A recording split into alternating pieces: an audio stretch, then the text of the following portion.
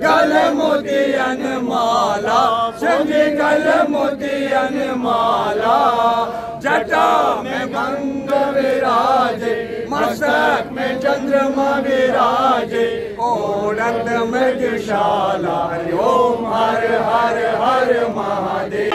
पंचनारा पांडवों का छठा नारा जय हिंद। पंचनारा पांडवों का छठा नारा जय हिंद।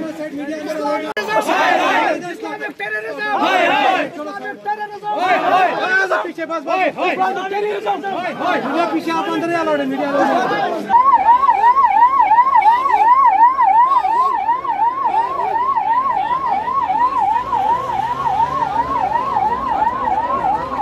आज दोपहर के बाद नामालूम बंदूक बरदार तहसील ऑफिस चाडरा में घुसे और वहां पे उन्होंने राहुल पंडित नामी पंडित लड़के पर गोलियां चलाई जो शदीद जख्मी हुआ। शदीद जख्मों की ताब न लाकर वो SMHS हॉस्पिटल श्रीनगर में चल बसा।